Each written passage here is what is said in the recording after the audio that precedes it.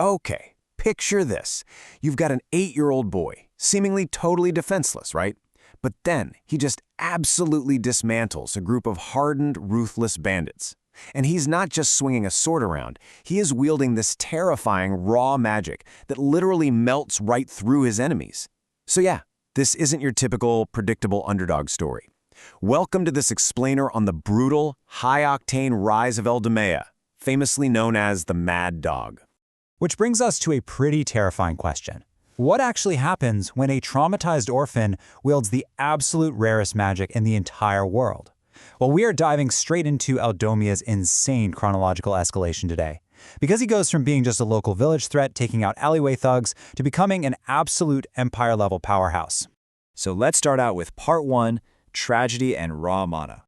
Think about what you were doing at 8 years old, because for Eldomea, his hometown, Awin Village, is brutally massacred by the Demon King's army. And as the sole survivor, that horrific tragedy fuels this relentless, ruthless drive in him. At just 8, he saves an elven mage named Aliyah from bandits and actually secures her as his master. Fast forward to age 11, he's taking down local thugs to protect his new home, and he meets Revi, a girl who's hiding a massive secret. And then by 12, he's already moving to the royal capital for elite training. I mean, his leveling up speed is just completely absurd. Now, to understand how he does this, you gotta understand the magic system here. In this universe, magic is almost always refined. Mages refine it into spells, and knights refine it into aura. But Eldomea, he doesn't play by the rules at all. He uses raw mana. Imagine having literal molten iron rushing through your veins. That's what this is like. It's unfiltered, it's highly volatile, and it's incredibly dangerous to the user. But he's uniquely overpowered because his body somehow just withstands this pure, destructive energy. It gives him this insane brute strength and speed that seasoned warriors honestly can't even comprehend. Moving right along to Part 2, Saving the Noble Heir. So, Eldamea's quiet life completely shatters when elite kidnappers target Revi. And it turns out she's actually the secret surviving heir of the super powerful Margrave noble family. They abduct her on a literal flying wyvern. But here is where we see that Eldamea's battle IQ is just off the charts. He doesn't just overpower this elite wyvern knight named Delta. He tactically outsmarts the guy miles above the ground. He launches himself straight into the sky, tanks a massive flurry of aura slashes, and then perfectly times the blinding sunlight to create this split-second opening. He slays the knight and catches Revi as they plummet. It is just an absolute masterclass in aerial combat. And that brings us to Part 3, The Mad Dog's Training. Obviously, surviving a mid-air clash like that is going to get you noticed. He catches the eye of Sir Ekaf, who happens to be the king's third sword. And Ekaf brings Eldamargia and Revi to the capital. Almost immediately, Eldamargia clashes with Sir Ekaf's bratty noble daughter Cheryl.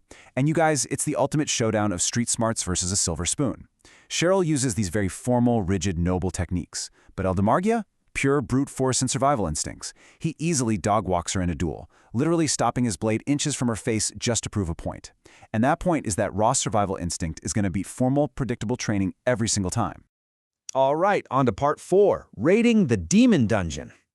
So what starts out as a fake bandit subjugation quest orchestrated by this totally corrupt noble named Baron Papaya actually leads Eldomea straight to his true enemies, the demons. For this secret infiltration mission, he ends up leading this seriously quirky but insanely heavy-hitting squad. You've got Ekaterina acting as the muscle, Relly, the incredibly shy but powerhouse mage, Gigan, the dwarf tracker, and of course, Eldomea himself, the Mad Dog. And Eldomea orchestrates just a flawless stealth op here. He uses Ekaterina as loud, chaotic bait right at the front entrance to draw all the guards' attention, while Gigan is mapping out the underground side tunnels. The rest of the party flanks through these hidden passages, which allows them to completely ambush the portal room deep inside the dungeon. They catch the demons totally off guard. But the boss, Lord Incantor, he isn't going down easy. He literally roars that every last one of them will die by his hands, and then he absorbs massive amounts of raw mana to transform into this hulking behemoth. But remember that genius battle IQ we talked about? Eldomea uses it again. He realizes the demon is just bloating himself up without actually refining the energy. So what does he do? Eldomea force feeds him even more mana by stabbing him, causing the demon's body to literally overload and burst. Seriously, it's wild. And that chaos leads perfectly into Part 5, Stopping the Mana Bomb. Because, despite beating the demon boss, a massive teleportation gate successfully opens, and it sucks Eldomia straight into demon territory. The stakes absolutely skyrocket here. He suddenly finds himself staring down another demon lord, Daikon, and exactly one massive city-destroying mana bomb that's intended to be pushed right through the portal to wipe out the human capital.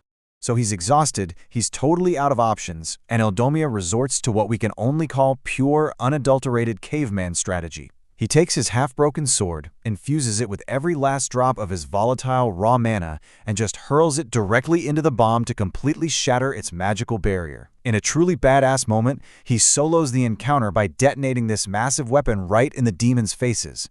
This completely wipes out their operation right before his team desperately drags him backward through the portal to safety. When the dust settles, he wakes up in a hospital, being hailed as a total savior by the king's elite intelligence group, the Shadows. They even offer him a prestigious royal knighthood. But Eldomia, he drops a brutal reality check on them. He just says, "Go find some other loser to do your dirty work, because I am not interested." He sees right through their desperation and totally refuses to be used as a disposable political pawn. It is classic lone wolf behavior. Which brings us to our final act, Part 6, Dueling the Empire's Hero. Because of his massive success with the demons, Revi takes Eldomia with her as her guard on this really tense diplomatic mission to the neighboring Eknoa Empire. And honestly, things escalate immediately. The Empire tries to humiliate Revi using their greatest warrior, the hero named C. So they're placed in this highly advanced virtual reality arena. Picture the scene. C is this hyper-aggressive, arrogant tank just swinging around a massive greatsword. And Eldomia? He is completely calm, totally evasive, and he's fighting barehanded. Eldomia just absolutely embarrasses the Empire's hero by effortlessly dodging his attacks and then delivering a tremendously disrespectful punch straight to his face. But of course, he just shakes off the punch, grins, and draws a second greatsword. So who takes the win? The absolute peak of imperial power, or the raw, unfiltered survival instinct of the mad dog? You definitely don't want to miss what happens next when these two fully clash. That is the insane